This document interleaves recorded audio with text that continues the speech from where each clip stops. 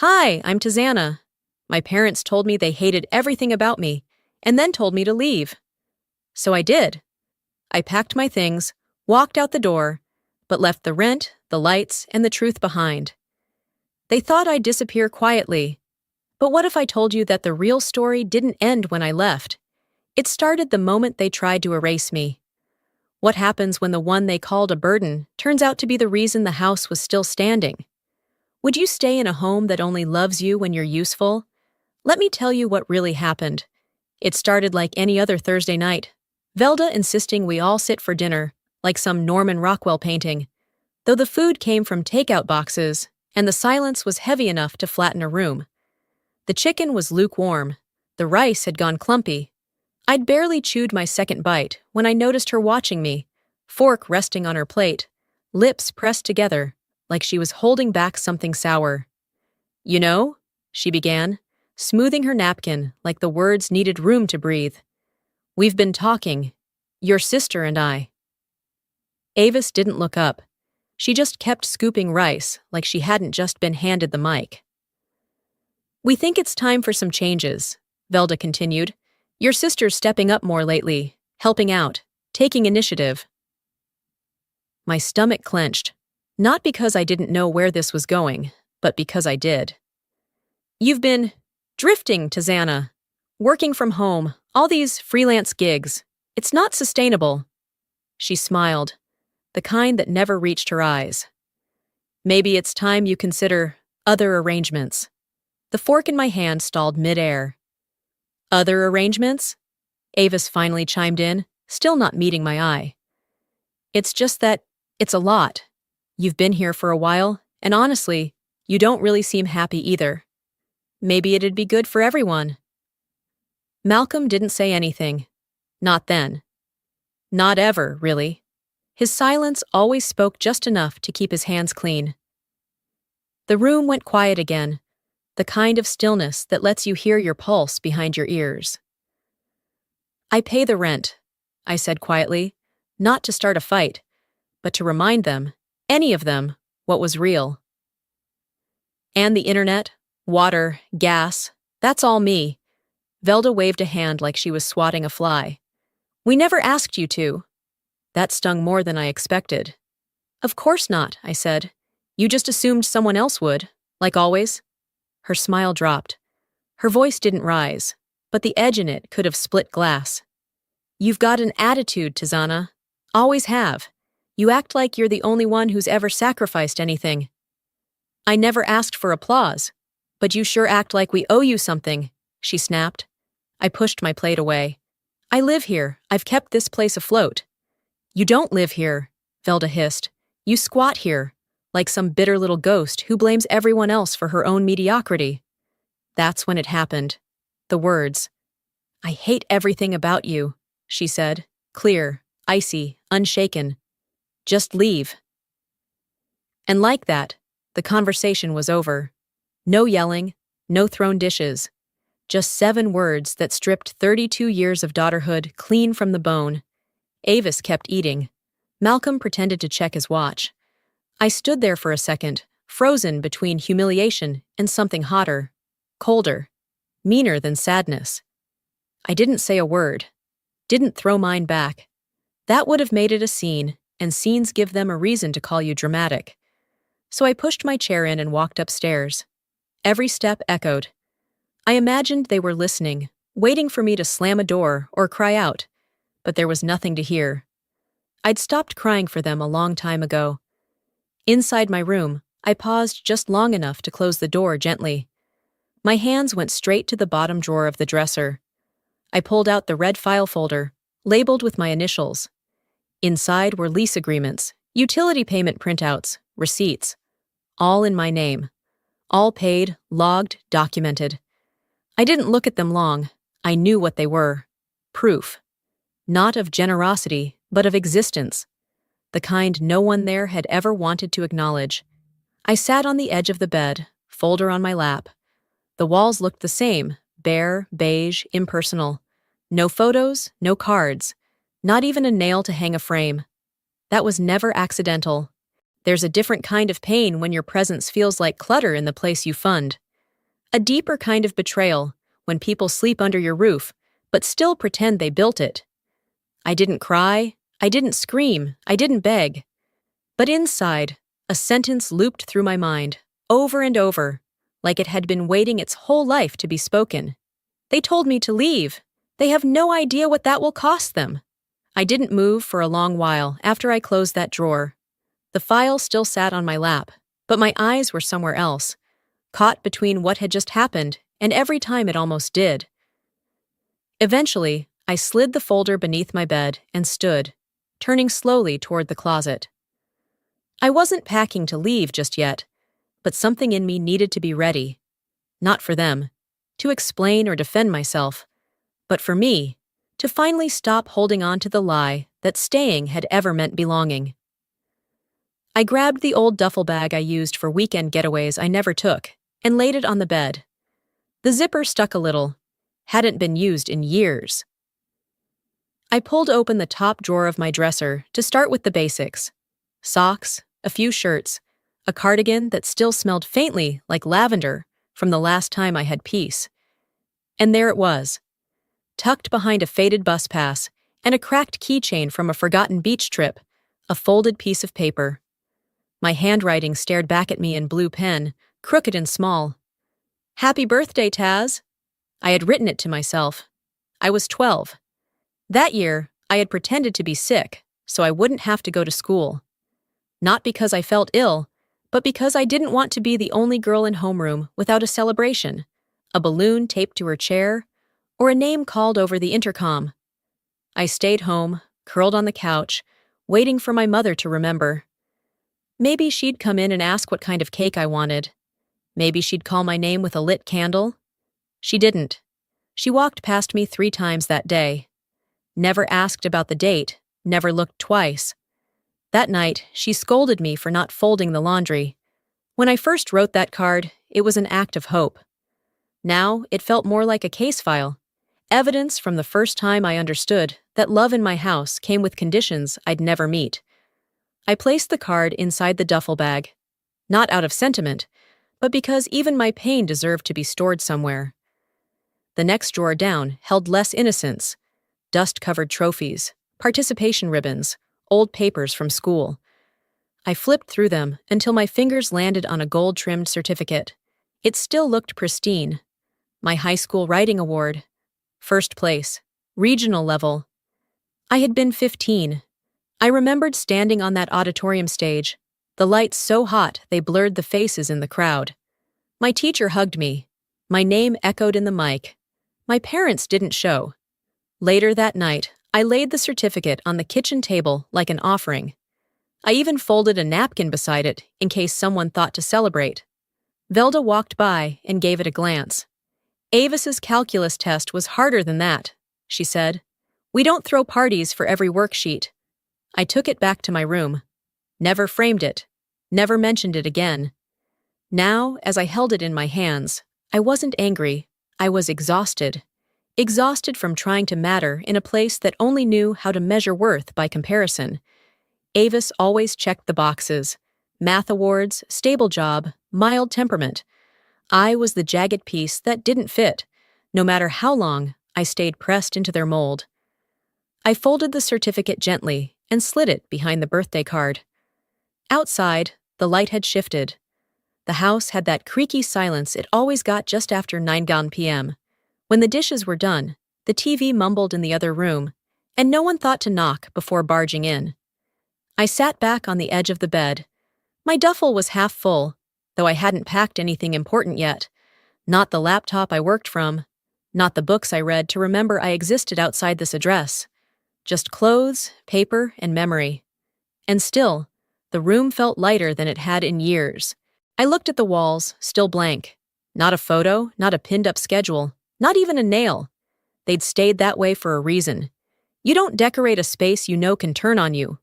I ran my hand along the nightstand, wiping away a thin layer of dust. I had nothing here with my name on it. Not on the mailbox, not on the family portraits, not even in the way they said grace at dinner. Bless this house, bless our daughters. Daughters, plural. I guess that made me invisible by default.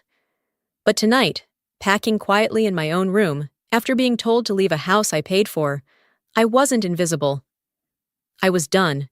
I zipped the bag halfway and sat back down, letting the worn handle slip through my fingers. Somewhere downstairs, a spoon clinked against a bowl. Probably Malcolm eating cereal like nothing had happened. I stayed still, eyes on the ceiling, heart somewhere between relief and the sting that always came after being too quiet for too long. My mind drifted, uninvited, back to when I was 19 and thought I was doing something right. It was a Saturday. I just closed up Cafe Indigo, still wearing the apron with coffee stains on the hem. I remember walking the 6 blocks home, backpack slung over one shoulder, my shoes soaked from someone's dropped iced mocha, and my wrists aching from lifting too many trays. All I wanted was a sandwich in 10 minutes, without anyone asking me for anything. I stepped inside and immediately saw them. 3 empty plates on the counter, the TV flashing muted reruns, and Velda at the sink, scrubbing a pan that didn't look dirty. She turned just enough to notice me. "It's midnight. What decent girl comes home this late?" I dropped my keys in the dish by the door. "We had a rush. Closing took longer." "Or maybe you were off with some boy?" She said it flat, like it wasn't even a question. "We didn't raise you to hang around cafes and flirt for tips." I blinked. The words hit in that specific cold way only family could manage, straight through the chest, but without enough force to stop you from standing. I didn't bother explaining that I'd stayed late to help a coworker cover their shift, or that I needed the hours to cover the gas bill that showed up with my name on it every month. Malcolm glanced at me from the couch and turned back to the game. Avis looked up from her phone long enough to smirk, then back down like she'd seen enough. I went to bed hungry that night, not because there wasn't food in the house, but because I couldn't swallow the way they spoke to me. 2 months after that, the envelope came. White, crisp, with a gold-embossed return address. University of Oregon, Creative Writing Department. I got in. Partial scholarship, a real shot. I opened it in my room, read it twice. My hands shook so badly, I had to sit down on the floor just to breathe right. When I finally showed it to Velda, she scanned the page like it was a receipt for something she hadn't ordered. "And who's going to get your father to his checkups? Who's covering the cable bill while you're chasing poems?" she asked, waving the paper. Avis chimed in from the hallway. "If anyone should get out of here first, it's me. But I stay. For them." That word, them. Like I was something outside of the unit, a visitor, a detour. I folded the letter without another word and tucked it inside the same drawer as my old certificate. It joined the growing pile of almosts, nearlies, and not quite yets I'd been collecting since I was 12. Back in the present, I found that envelope again while packing, still smooth, still unread beyond that first night. I didn't cry this time either. I placed it beside my books, not because I hoped to use it now, but because it was part of my history. Not the proud kind, but the kind you keep to remind yourself of who you were before they edited the story. The room was nearly packed by now. I sat on the bed again, shoes off, lights dimmed. The air was warm and still. I could hear Velda on the phone downstairs, her voice slicing through the quiet like it always did. She was probably telling someone how exhausting it was to deal with me. "You know how Tazana is," I imagined her saying. "She takes and never thinks about what we've done for her." What they'd done was make sure I never felt safe enough to plan too far ahead. I ran my hand over the top of my duffel, brushing away lint that didn't matter. Not now, not anymore. Being needed had cost me a version of myself I was just starting to reclaim. I didn't leave that house because of one fight, one insult, one dinner. I left because, for years, I had been everything they required, and still, somehow, not enough. By sunrise, the silence in the house felt heavier than usual. Not the kind that comes with peace, but the kind that follows a decision no one wants to say out loud. I'd packed most of my things the night before, though I left the duffel zipped shut and tucked it under the bed. Leaving, I realized, wasn't just about walking out. It was about being done explaining why I stayed. I heard Velda's voice coming from the kitchen just past 8 a.m. as I stepped into the hallway. She wasn't trying to whisper. "She just sits around and types all day," she said flatly. "Doesn't cook, doesn't clean. What exactly is she contributing anymore?" Avis answered, like she was agreeing with the weather. "I've been thinking the same. Maybe I should start handling more of the bills. At least someone responsible will be involved." I stood there for a second. Then I turned, walked into the kitchen, and without a word, opened the drawer next to the sink. 3 thick envelopes, each stamped and dated, came out clean. I placed them on the table between Velda's mug and the half-eaten banana she always forgot about. "Electricity, gas, internet," I said quietly. "All in my name, all paid, every single month." Velda didn't touch her coffee. Avis raised her eyebrows, but said nothing. "I'm not sitting around. I've been working from home and covering what no one else even notices." I didn't raise my voice, but the edge in it wasn't dulled. Avis let out a short, awkward laugh. "We just assumed Dad handled that." Malcolm, standing by the toaster, pretended not to hear a word. I turned and walked back to my room. I didn't slam the door. There was no need. By late afternoon, I was scanning documents, everything from rent transfers to receipts for roof repairs I'd quietly covered last spring after the leak. I'd spent hours on hold with contractors, paid in full, and never once asked for reimbursement or credit. That was the point, wasn't it? Being quiet, being useful, being forgettable. I opened the same drawer that held the envelope from Oregon, slid everything else beside it, and then pulled out a small flash drive from my desk, labeled it contingency. If they wanted to keep pretending I was the burden, they'd have to do it without the paper trail saying otherwise. I didn't confront Velda or Avis after that morning.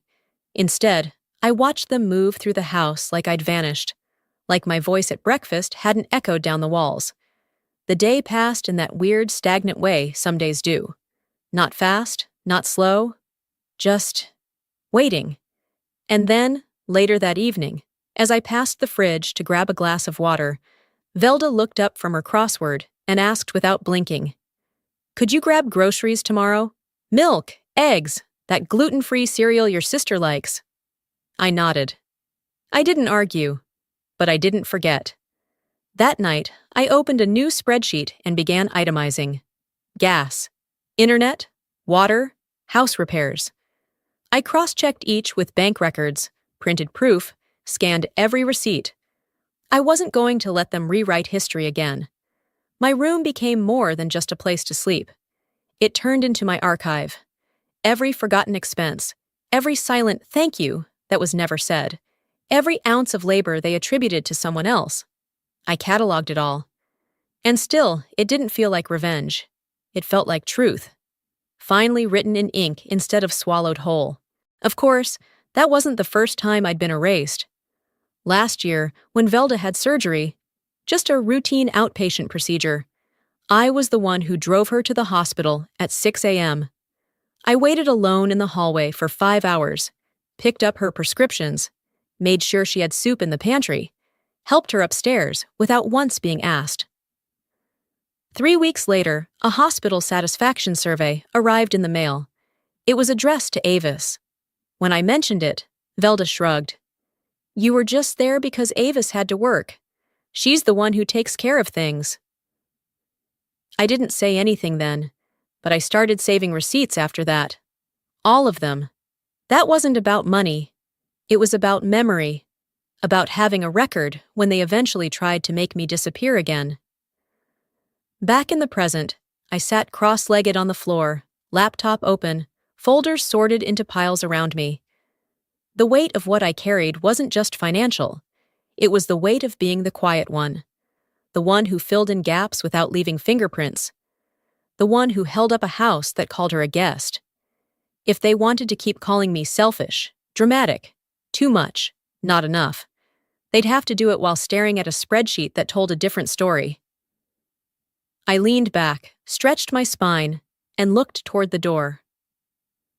"I don't need a fight," I said aloud to the quiet, "but I'm not walking away empty-handed either." Dinner started off quieter than usual. Not awkward silent, just rehearsed.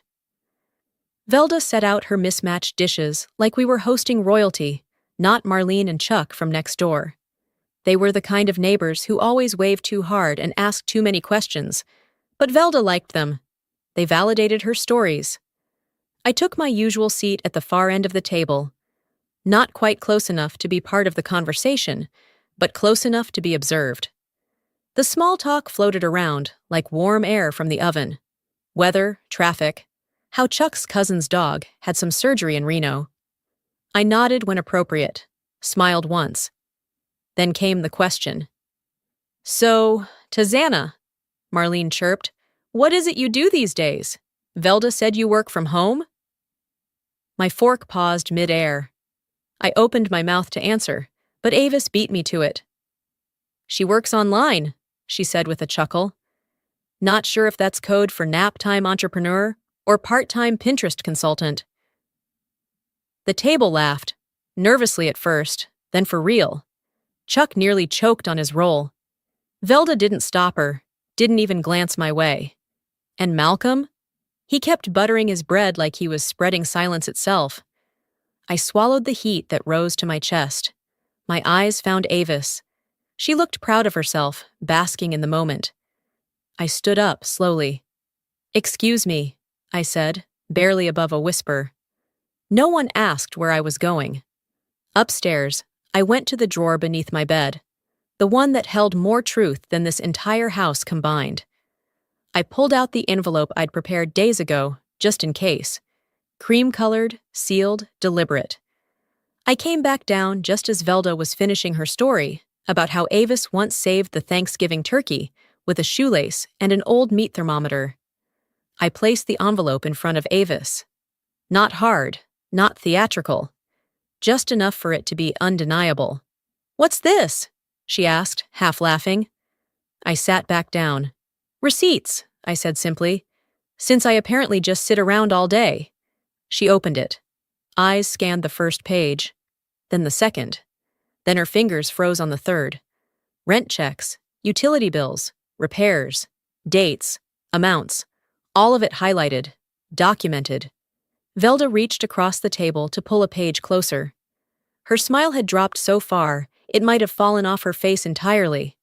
"I don't understand," she said quietly. "You don't have to," I replied, "but you might want to keep reading." Avis flipped one more page, then scoffed. "This proves nothing." "It proves everything," I said, locking eyes with her. "If I ever walk out, so does the lease. So do the lights, the heat, the roof that didn't leak this winter." Chuck cleared his throat. Marlene blinked like she'd walked into a movie halfway through. Velda's voice cracked the silence. "You didn't need to do all that, Tazana." "No," I said. "I needed to survive." For the rest of dinner, no one picked up their forks. Later that night, back in my room, I added a new label to my file folder. Delivered. The envelope wasn't a warning. It was a beginning. I opened my laptop and updated my list. Not out of spite, not even out of pride. Just clarity. Item after item, cost after cost. It wasn't about money. It never had been. It was about presence, proof, making sure I couldn't be erased again. As I typed, the sound of laughter downstairs drifted upward. It was forced now, clipped. The kind that fills space when people don't know what else to say. I didn't go down to say goodnight. I didn't have to.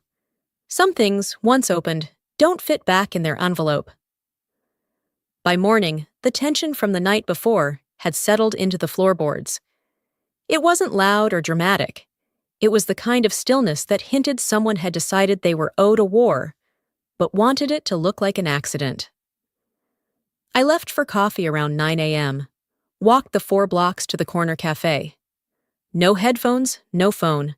Just needed space that didn't have my name whispered in it. The line was short. I ordered black, no sugar. Something sharp to cut through whatever was stuck in my chest. I sat by the window and drank half of it too quickly. Burned my tongue a little. It made me feel real. By the time I got back to the house, it was nearing 10. The sun had shifted just enough to make the hallway feel different, longer somehow. I paused at my bedroom door. It was cracked open. I hadn't left it that way. I pushed it open with the edge of my foot. From a glance, nothing looked out of place. But then I saw the folder on my desk. One corner peeled up. The contents weren't as neatly stacked as I'd left them. One envelope was partially torn, like someone had started to open it but thought better halfway through. My laptop's power cord had been yanked from the wall. It dangled off the side of the desk, just above the floor. I walked in slowly, set the coffee down on the windowsill, checked my drawers. The second one had been rifled through. My receipts were slightly bent at the edges. 2 files that had been labeled and sorted now sat flipped and exposed, like someone had gone looking for the wrong thing and left everything else broken in the process. Nothing was missing, but everything felt taken. I stood there, hands still, letting the violation bloom without panic. No yelling, no shaking fists, just a cold understanding. My space had become their hunting ground. I didn't slam anything. I didn't even close the door right away. I just gathered the disheveled documents, restacked them neatly, and sat at my desk in silence. It was almost noon when I walked downstairs. Velda was at the stove, pretending to stir something that didn't need stirring.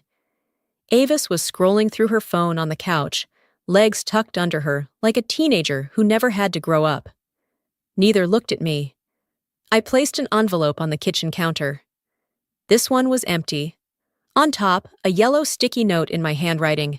Break into my space again, and this one won't be. No names, no accusation, just fact. I didn't wait for them to respond. I walked back upstairs, each step measured, not rushed, not casual. Just enough to make sure they knew I'd seen what I'd seen. By evening, I'd changed every password. Cloud access, disabled, local backups, removed, the shared Wi-Fi. I left it untouched for now, but scheduled it for cancellation with the rest. 2 weeks. That's how long they had before everything with my name on it disappeared with me. I encrypted my hard drive, stored everything critical onto an external unit labeled Backup Year May. No one would know what it was unless they were looking, and by the time they looked, I'd be gone. I wasn't planning revenge. I was removing permission. By midnight, I'd emailed the landlord, requested lease termination paperwork, and asked that future correspondence be sent directly to me, not the household. I didn't explain why. They'd figure it out soon enough. I laid in bed that night, fully clothed, eyes on the ceiling fan spinning slowly in the dark. No music, no TV, just the sound of a house breathing the same air it always had, thick with entitlement and too many things left unsaid. This wasn't fear. It wasn't defeat. It was calculation. You can't live with people who treat your boundaries like personal insults. You can't protect your space when the people closest to you think privacy is a challenge to be conquered. So you plan. You prepare. You disappear. Not because you're weak, but because you've decided they don't deserve access anymore. They hadn't knocked on my door all day. And I was glad. The first sign was the flickering kitchen light. Then came the silence when Velda tried the toaster and got nothing but a click. By the time she pressed the microwave buttons in frustration, I could hear her muttering all the way upstairs. I stayed seated at my desk, not even pretending to be surprised. I'd submitted the cancellation notices 3 days ago. Utilities, Wi-Fi, lease. All in a nice, tidy stack with end dates marked and finalized. They'd kept calling me a ghost. Fine. I'd vanish, one switch at a time. Downstairs, Velda's heels clacked hard against the tile as she moved from appliance to appliance. Malcolm was probably still in his recliner, acting as though someone else should solve whatever went wrong. "Why is nothing working?" she snapped. Avis chimed in from the living room. "My phone won't connect to the Wi-Fi. Is it down or what?" No one called my name. That part stung more than I'd admit. I expected blame. What I got was indifference disguised as confusion. A few minutes later, the mail dropped through the slot. I heard Velda curse under her breath, soft, controlled. the way she did when she wanted to look composed but couldn't. I imagined her peeling open the envelope from the landlord, reading the words, pending termination, and turning pale beneath her makeup. "She thinks we won't survive without her?" she muttered, not realizing I could hear every word. "Watch us." That afternoon, it got worse. I was sitting on my floor, sorting through receipts again, when my phone buzzed. A Facebook notification, then another, and another. Velda had posted. It wasn't specific. She was too careful for that. It read, "Some daughters forget where they came from. Some forget who stayed up late to sew Halloween costumes, who worked double shifts to buy school shoes. We gave her everything, and now she leaves us in the dark." Literally. The picture was of our dark kitchen. She'd staged it. A candle lit on the counter. 2 mugs in the frame. It looked heartfelt, pitiful, crafted to harvest sympathy. And it worked. Comments flooded in. "No child should treat their parents that way. Breaks my heart to see how kids are these days. You deserve better. God sees you." Then Avis shared it with her own caption.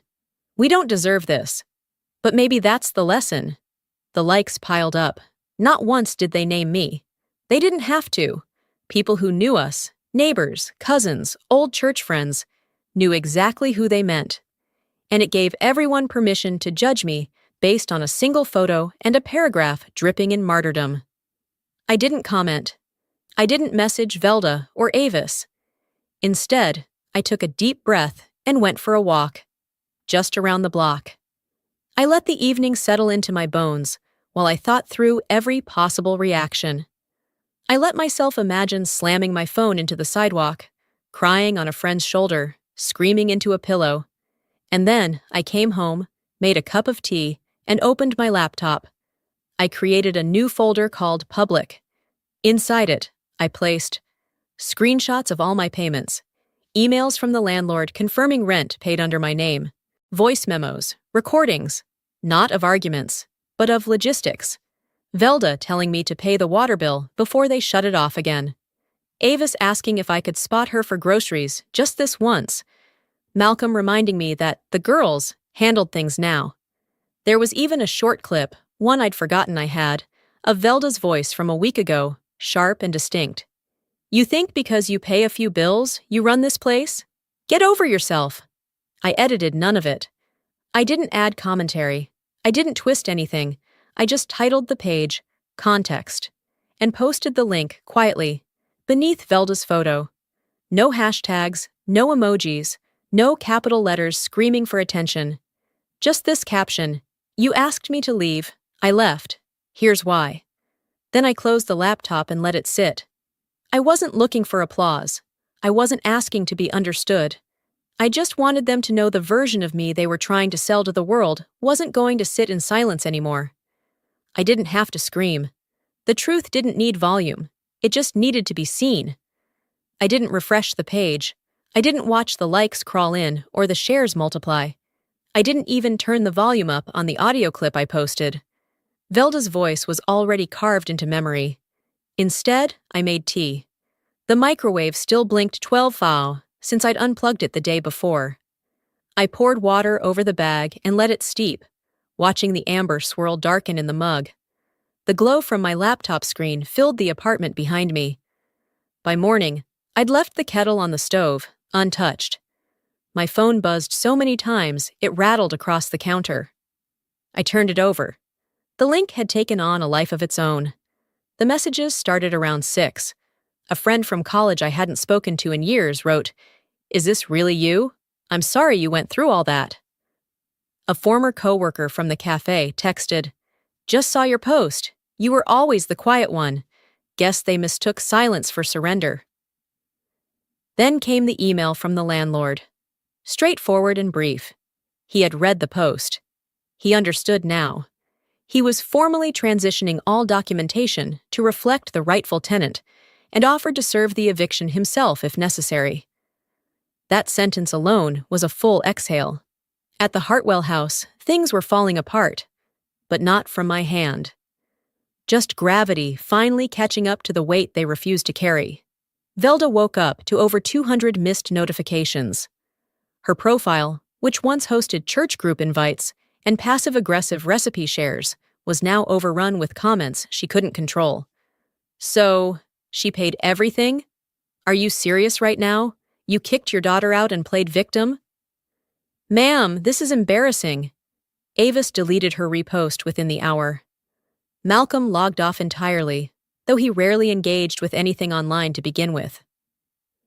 Later that day, I heard from a cousin on my dad's side. I always knew something was off. Aunt Velda's version never added up. I didn't respond to any of them. That wasn't the point. I wasn't there to argue. The point was clarity, not vindication, not revenge, just truth in a room where it had been silenced for too long. The audio clip, just 12 seconds, was undeniable. Velda's voice, sharp and steady. I hate everything about you. Leave. No filter, no edits, just her own words, raw and permanent. She tried to post a rebuttal, a long-winded paragraph about the dangers of online storytelling and not believing everything you hear, but it got buried before anyone noticed. It didn't matter. The internet had already done what I couldn't, held up a mirror. That night, I left the apartment and walked to the corner bodega for a sandwich. On my way back, a stranger passed me and nodded. Nothing dramatic. Just that slow, familiar recognition of someone who'd seen something and silently said, I get it. I slept well for the first time in weeks. A few days later, I was invited to speak on a podcast about adult estrangement and family trauma. I hesitated at first. I didn't want to become someone else's cautionary tale. But then, I thought about all the women like me, women who stayed too long, said too little, paid too much, and left with nothing but bruises no one could see. So I went. The studio was tucked behind a bookshop, warm, worn in, full of the scent of paper and coffee. The host greeted me with a hug and a tea I didn't ask for, but she got it right. Earl Grey with a splash of almond milk. We didn't start recording right away. She let me settle in. When we did begin, she asked gently, Why didn't you fight harder to be loved? I didn't pause. Because some fights aren't worth the bruise, I said. And some people only love you in the shape they need you to be. I stepped outside that shape. They didn't follow. She nodded. Quiet. No rush to fill the silence. I told my story, not to rewrite the past, but to remind myself that I was never crazy for feeling unwanted. I was never selfish for needing peace. This isn't about revenge, I said near the end. It's about record-keeping, about making sure I don't have to explain myself ever again to people who decided who I was before I had the chance to. I didn't cry. Neither did she. When we finished, she thanked me and said, Your voice doesn't shake. That's rare. I had to shake for years, I told her. Now it's their turn. When I stepped out of the podcast studio, the sky had already turned that late evening shade of gray-blue, soft enough to make the city look kinder than it really was. The streets were calm. No one recognized me. I liked it that way. 2 weeks passed. I didn't post again. I didn't need to. One morning, as I was slicing apples for breakfast, an email arrived from an address I didn't recognize. The subject line read, Curious question. Inside was just one line. Is this the daughter you were ashamed of? No name, no context, no follow-up. I didn't reply, but I didn't delete it either. I filed it in a folder I now labeled Affirmation.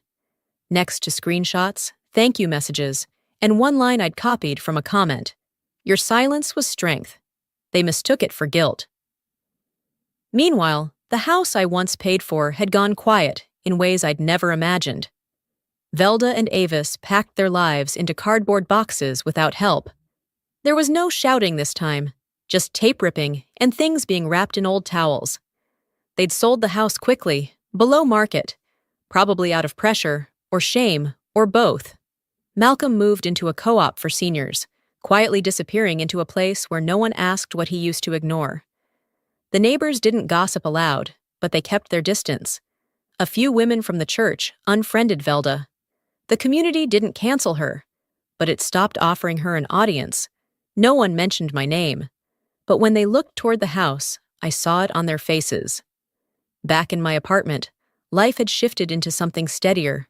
My basil plant grew faster than I expected.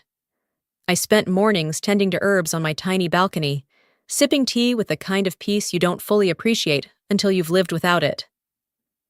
One afternoon, I opened an email from my Aunt Marla, my mother's older sister. We hadn't spoken in almost a decade. The message read, "I saw what happened. I know this family. And I'm proud of how you carried yourself.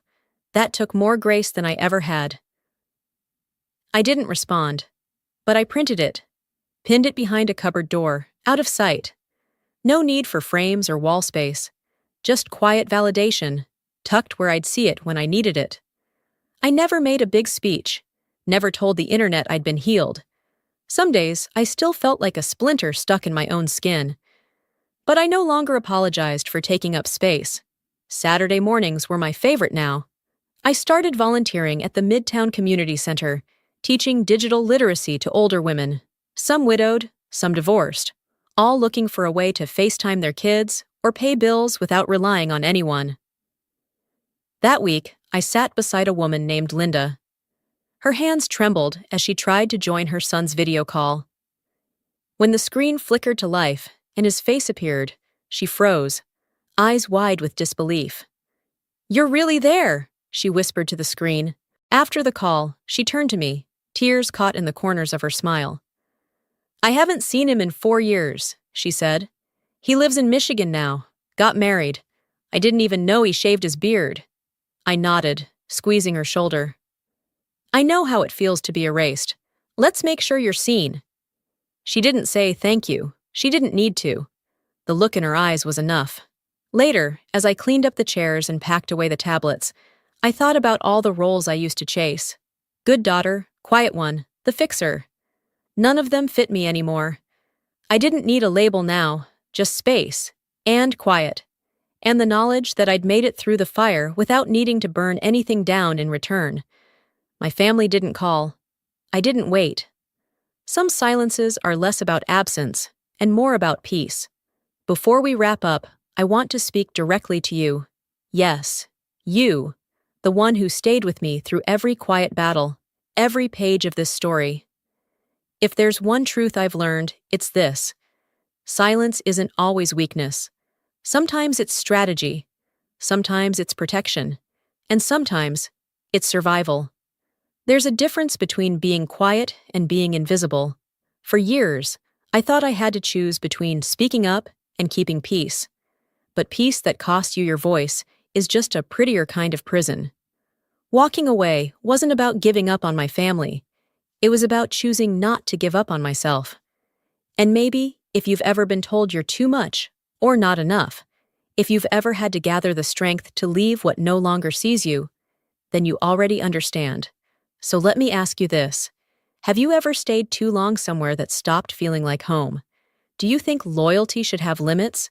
And if you've ever walked away quietly, how did you find the courage? I'd love to hear your story. Drop it in the comments, even if it's just a word or an emoji. And if this story spoke to you, if it stirred something inside your heart, leave a comment with a 1, or let me know what city you're watching from. If you didn't connect with the story, I want to hear that too. Tell me what missed and where you're tuning in from. This space is for real conversations, and I read every word. If you'd like to hear more true, human stories that speak to the heart, don't forget to subscribe to the channel and turn on notifications so you never miss a chapter. Your story matters, and someone out there needs to hear it. Maybe not today, but one day, just like you needed to hear mine. Until next time, be seen, be safe, and never apologize for the space you take up.